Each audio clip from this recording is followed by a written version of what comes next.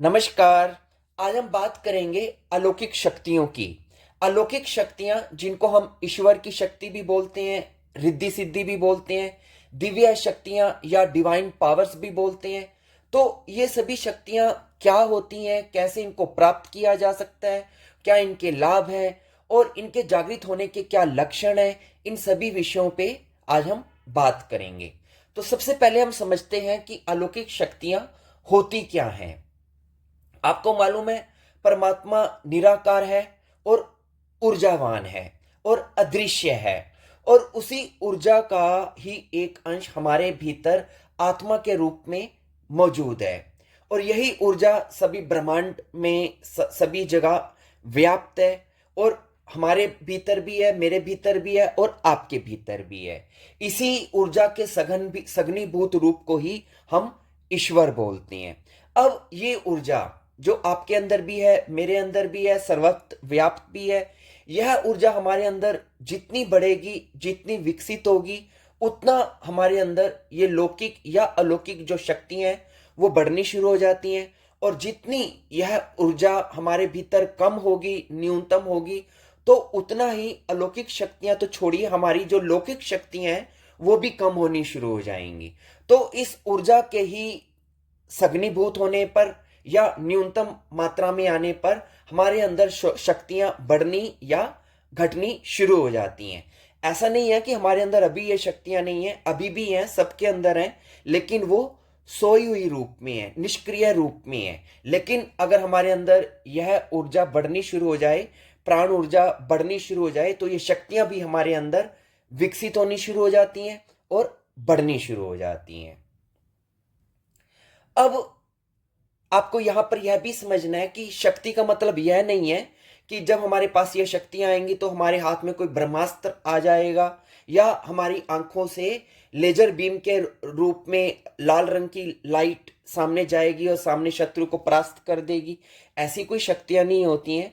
शक्ति का मतलब इतना ही है कि हमारी जो प्राण ऊर्जा है वह सघनीभूत होनी शुरू हो जाएगी, डेवलप होनी शुरू हो जाएगी।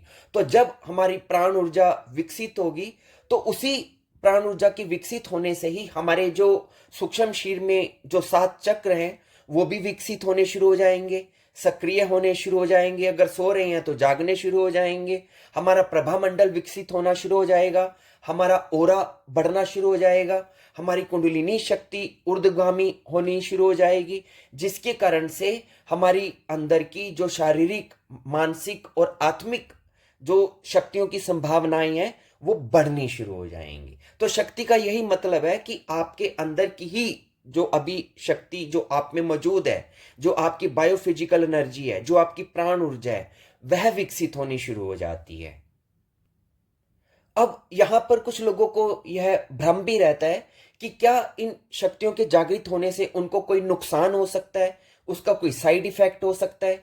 तो उस पे उनको यह समझना चाहिए कि जितनी भी हमारी ये इंटरनल शक्तियां होती हैं, ये अपने आप में अच्छी या बुरी नहीं होती हैं, क्योंकि इनका हमारी तरह कोई ब्रेन नहीं होता है कि वो नैतिक या नैतिक रूप से सोचेंगी। वो सिर्फ एक फोर्स है और एक न्यूट्रल फोर्स है। अब ये हमारे ऊपर निर्भर करता है कि हम इस शक्ति का कैसा अच्छा या बुरा उपयोग करते हैं। उदाहरण के लिए परमाणु शक्ति है। इस परमाणु शक्ति से हम बिजली भी उत्पन्न कर सकते हैं, विकास के कार्य भी कर सकते हैं, लेकिन इसी परमाणु शक्ति से हम विध्वंस या विनाश भी कर सकते हैं।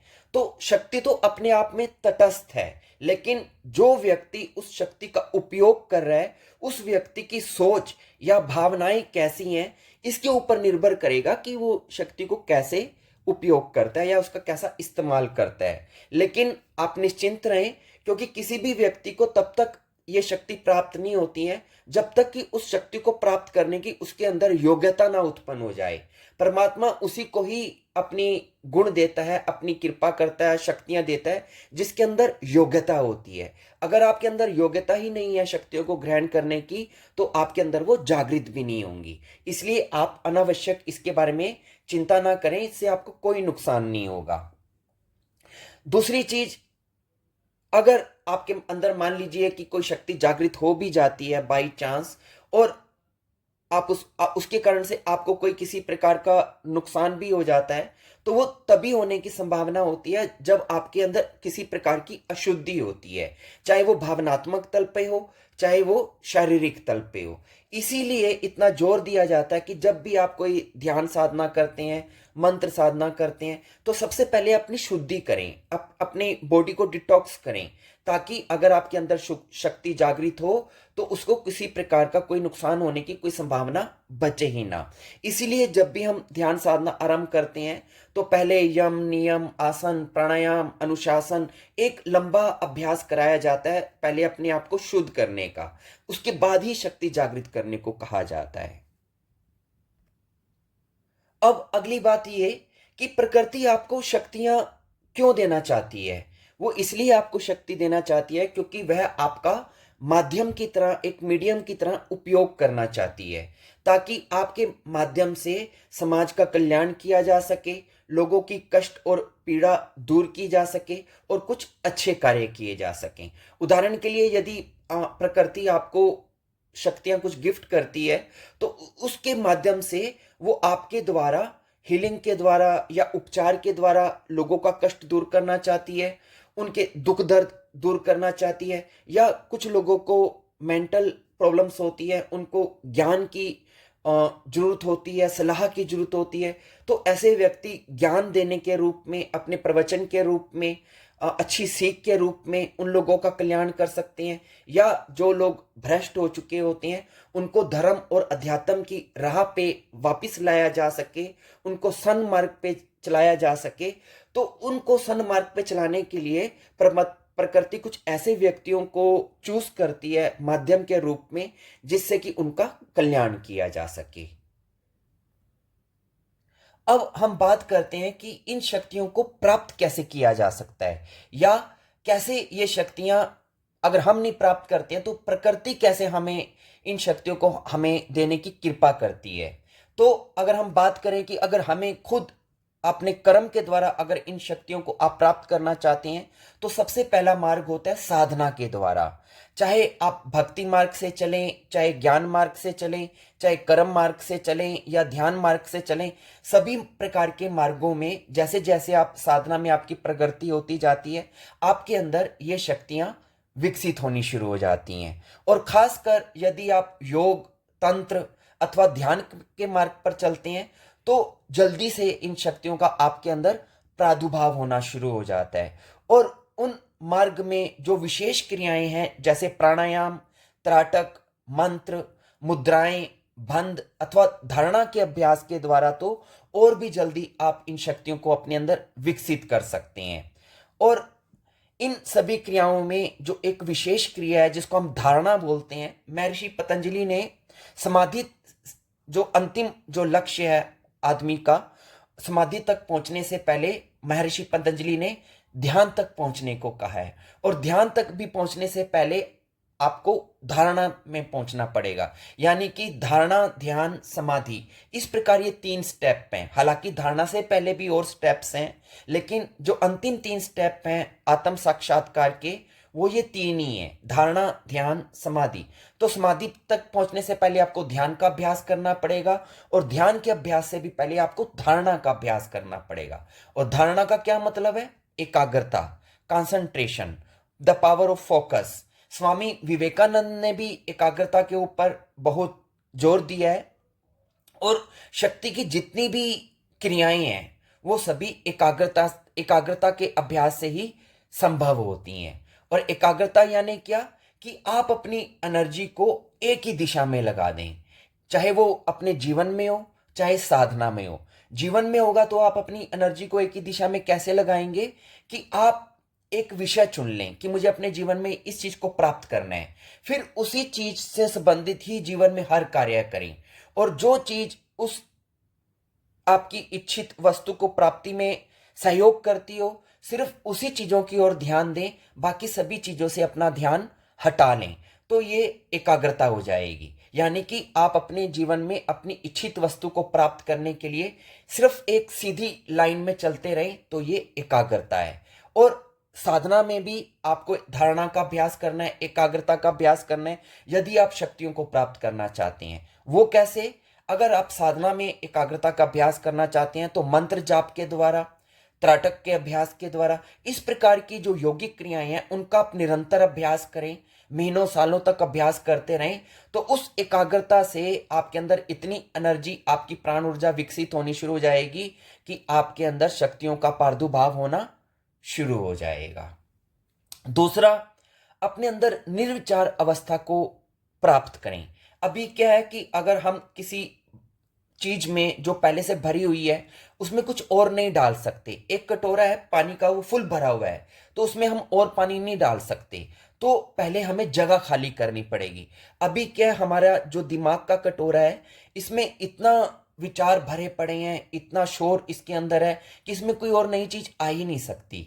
तो जब तक हमारा वह मन विचारों से भरा हुआ है तब तक शक्तियां हमारी ओर आकर्षित नहीं होंगी। लेकिन जैसे जैसे हमारा मन विचारों से खाली होने लग जाएगा, हमारा मन निर्विचार होने लग जाएगा, उतना यह शक्तियों को अपनी ओर आकर्षित करने लग जाएगा, उतनी विश्व चेतना, कॉस्मिक एनर्जी हमारी ओर अट्रैक्टिव होनी शुरू हो जाएगी और हमारे अंदर प्रवेश करने लग जाएगी। तो अपने ध्यान के द्वारा, एकाग्रता के द्वारा निर्विचार अवस्था का प्रयोग करें, थॉटलेसनेस की स्टेज को डेवलप करें, जिससे कि कॉस्मिक एनर्जी आपके अंदर डेवलप होनी शुरू हो और आपके अंदर शक्तियों का प्रादुर्भाव होना शुरू हो जाए। इसके अलावा ध्यान का अभ्यास करें, सिंपल मेडिटेशन की प्रैक्टिस करें, क्योंकि जैसे ही आप मेडिटेशन की प्रैक्टिस करेंगे आपके अंदर दिव्य गुण विकसित होने लगेंगे, आप शांत होने लगेंगे, धैर्य आपके अंदर आने लग जाएगा, आप स्थिरता आपके अंदर आने लग जाएगी, आप प्रेमपूर्ण होना शुरू हो जाएंगे। ये सारे वो गुण हैं जो चाहिए होते हैं शक्तियों को आकर्षित करने के लिए। तो जितना आपके अंदर ये गुण आएंगे उतना आप शक्तियों को आकर्षित करेंगे। तो ध्यान का अभ्यास करें। अगली बात, समर्पण, सरेंडर। क्यों? आपको अगर इन शक्तियों को अपनी ओर आकर्षित करना है तो आपको अपने अंदर से अहंकार की भावना को त्यागना होगा। ये सोच छोड़नी पड़ेगी कि मैं करने वाला हूं, अपने अंदर से कर्ता भाव को निकालना पड़ेगा। क्योंकि जब तक हम अपने मन के अनुसार चलते हैं, अपनी योग्यता और बुद्धि पर मान करते हैं और अपनी नीतियों और प्लानिंग पर ही बहुत ज्यादा भरोसा करते हैं और अपने अहंकार को ही श्रेष्ठ मानते हैं, तो हम परमात्मा के साथ अपना संबंध नहीं जोड़ सकते। परमात्मा के साथ हमारा संबंध तभी जुड़ता है जब हम अपनी कर्ता की भावना को त्याग कर, कि मैं करने वाला हूं, उसको छोड़कर अपने आप को परमात्मा को समर्पित कर देते हैं और ये भावना रखते हैं कि मैं करता नहीं हूं, मैं डोर नहीं हूं, मैं तो सिर्फ एक कठपुतली हूं और मेरी जो डोर है वो परमात्मा के हाथ में है। जैसा परमात्मा मुझे चलाता है मैं वैसा चलता हूं, मेरी खुद की कोई इच्छा नहीं है, जो परमात्मा की इच्छा होती है वही मैं करता हूं, जो वो करवाता है वैसा मैं करता हूं, उसकी मर्जी के अनुसार मैं चलता हूं। तो जब आपके अंदर इस प्रकार का एटीट्यूड आ जाएगा, ऐसी सोच आ जाएगी, समर्पण की ऐसी भावना आ जाएगी, तो क्या होगा, आपकी अहंकार की भावना खत्म होनी शुरू हो जाएगी। और शक्तियों को आकर्षित करने के लिए, अपने अंदर शक्तियों को जागृत करने के लिए सबसे पहली चीज यही है कि आप अहंकार रहित हो, निरंकार हो और समर्पण की भावना से जब आप समर्पित हो जाएंगे परमात्मा के चरणों में, तो आपके अंदर अहंकार खत्म होना शुरू हो जाएगा और शक्तियों का प्रादुर्भाव होना शुरू हो जाएगा। उसके बाद कोई एक इच्छित वस्तु जिसे आप जीवन में चाहते हैं उस पर ध्यान देना शुरू करें। क्यों? क्योंकि हम जिस भी चीज पर ध्यान देंगे जीवन में वही चीज हमारे बढ़ने लग जाती है। अगर आप दुख पर ध्यान देंगे तो आपके जीवन में दुख बढ़ना शुरू हो जाएगा, अगर आप सुख पर ध्यान देंगे तो आपके जीवन में सुख बढ़ना शुरू हो जाएगा। तो आप अपने निरंतर अपनी साधना पर, अपने धर्म पर, मोक्ष पर, यानी कि मोक्ष की प्राप्ति पर निरंतर अपना ध्यान इसी अपने लक्ष्य पे केंद्रित करके रखें, तो आपके जीवन में ये चीजें विकसित होनी शुरू हो जाएंगी। उदाहरण के लिए मान लीजिए कि आप रोज 1000 कैलोरी शक्ति पैदा करते हैं, तो उसमें 800 कैलोरी तो आप खर्च कर देते हैं अपनी मेहनत करके रोजमर्रा के कार्यों में, लेकिन 200 कैलोरी आपकी एनर्जी बच गई। अब ये एनर्जी कहाँ जाएगी? जो 200 कैलोरी बच गई है ये वहां जाएगी जहां पर आपका ध्यान होगा। तो यदि अब आपका ध्यान नेगेटिव होने पे है तो ये आप और नेगेटिव हो जाएंगे, ये एनर्जी भी आपको नेगेटिव करने में और ज़्यादा प्रमोट करेगी। लेकिन अगर आप सकारात्मक अपने आप को करने में लगे हुए हैं, कुछ आप अच्छी इच्छित वस्तुओं पे आपने अपना ध्यान लगाया हुआ है, तो जो ये 200 कैलोरीज आपकी बची हैं ये भी उधर लग जाएगी। तो आपके अंदर से जब आप अपनी इच्छित वस्तु पे निरंतर अपना ध्यान देते रहेंगे तो ये आपके अंदर की सोई शक्तियों को जागृत करने में आपकी हेल्प करेगी। खैर, अब हम बात करते हैं कि मान लीजिए कि आपने इन चीजों के द्वारा अपने अंदर शक्तियों को जागृत कर लिया है या आपको लगता है कि आप साधना कर रहे हैं, लेकिन आपको कैसे पता चले, क्या ऐसे लक्षण है जिससे कि आपको पता चले कि आपके अंदर जो अलौकिक शक्तियां हैं वो विकसित होनी शुरू हो गई हैं, या आपके आसपास अलौकिक शक्तियां जो धारण करने वाली जो एंटिटीज हैं, जो आत्माएं हैं, उनका वास होना शुरू हो गया है। तो सबसे पहले जब आपके अंदर ये शक्तियां विकसित होनी शुरू होंगी, आपका क्या लक्षण आएगा, जो मैं अपने अनुभव से आपको बता रहा हूं, कि आपके सारे काम अपने आप होने लग जाएंगे। आपको पता भी नहीं चलेगा कि मैं तो इतना एफर्ट भी नहीं कर रहा हूं, फिर भी मेरा ये काम होता चला जा रहा है, कोई रुकावट नहीं आएगी। यानी कि जैसे एक फिल्म चलती है सामने, एक के बाद दूसरी, दूसरी के बाद तीसरी घटना जुड़ती चली जाती है, ऐसे ही आपके जीवन में भी सारे जो कार्य हैं एक फिल्म की तरह होने शुरू हो जाएंगे और बहुत सुंदरता के साथ सारी चीजें घटित होनी शुरू हो जाएंगी बिना आपके एफर्ट के। और आप देखेंगे, आप चमत्कृत हो जाएंगे कि जैसे आपके लिए कोई और ही इन चीजों को करी जा रहा है और आप सिर्फ उसका फल भोग रहे हैं और आनंदित हो रहे हैं। तो पहला लक्षण ये होगा कि सब काम आपके अपने आप होने शुरू हो जाएंगे, आपको ज्यादा मेहनत नहीं करनी पड़ेगी। और दूसरी बात, दूसरा लक्षण क्या होगा कि मान लीजिए आप जाने अनजाने कोई गलती कर देते हैं अपने किसी कर्म में, लेकिन आप साधना भी कर रहे हैं, तो आप चाहे कितनी भी गलतियां करते जाएं, आपको उसका दुष्परिणाम नहीं भोगना पड़ेगा, आपको एंड टाइम पर कोई शक्ति बचा लेगी। यानी कि आप गलतियां करते भी जा रहे हैं लेकिन फिर भी कोई अदृश्य शक्ति आपको बचाती रहेगी, उसका हाथ हमेशा आपके सिर पे बना रहेगा। और तीसरी बात, लक्की फैक्टर। आप अक्सर आपको लोग कहने लग जाएंगे कि आप बड़े लक्की हैं, आप बड़े किस्मत वाले हैं कि आपके साथ ऐसा हो गया।